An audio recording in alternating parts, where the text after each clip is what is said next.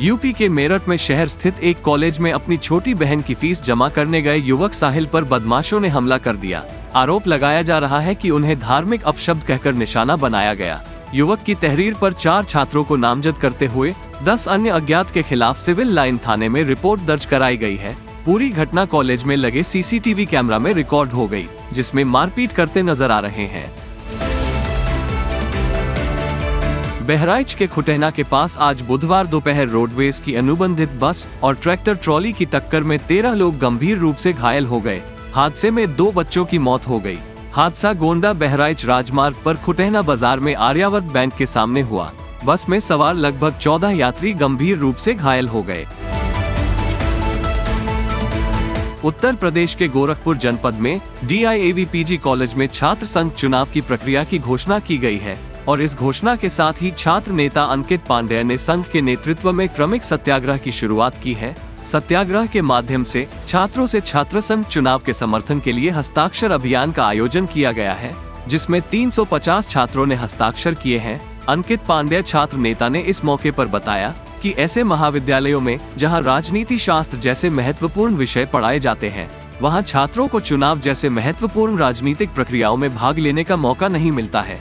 इस सत्याग्रह के समर्थन में आदित्य मौर्य, राहुल निषाद, विकास यादव, नितिन, कुंदन, रोशनी और अन्य कई छात्र भी शामिल थे।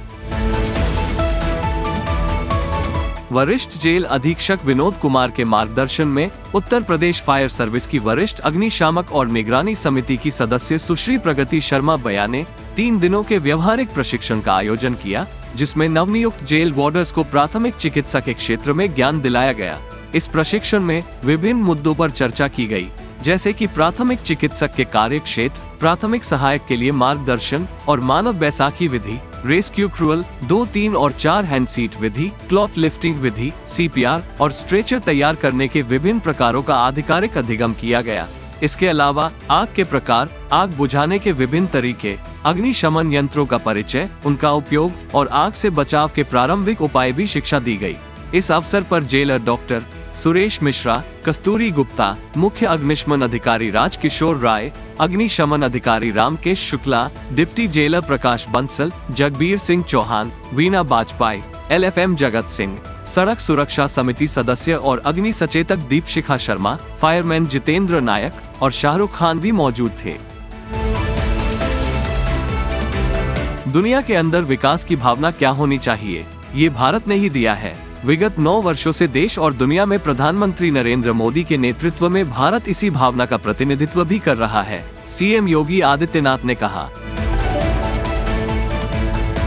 सपा अध्यक्ष अखिलेश यादव ने सबसे बड़े मंदिर संगठन कहे जाने वाले इस्कॉन पर लगाए गए आरोपों को विभत्स करार दिया है और इस पर भाजपाइयों से जवाब मांगा है। उन्होंने सोशल मीडिया साइट X पर कहा कि भाजपाइयों ने पहले भूमाफियों से मिलकर राधा स्वामी सत्संग को निशाना बनाया और भाजपा के लोग अब गोपालक भगवान कृष्ण के उपासकों पर ही कसाईयों को गाय बेचने का विभत्स आरोप लगा रहे हैं।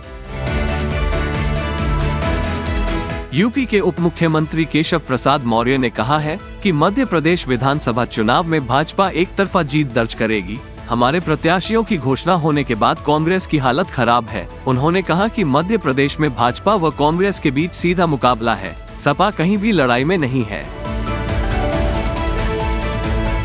आम आदमी पार्टी नेता संजय सिंह ने लखनऊ में आयोजित कार्यकर्ता समागम में कहा कि प्रधानमंत्री नरेंद्र मोदी का किया हुआ हर वादा झूठा साबित हुआ।